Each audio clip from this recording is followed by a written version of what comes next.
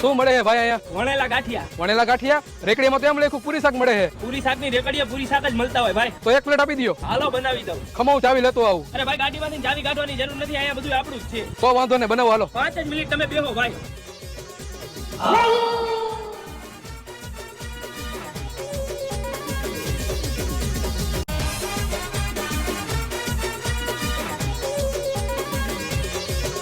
હાલ્યો ભાઈ.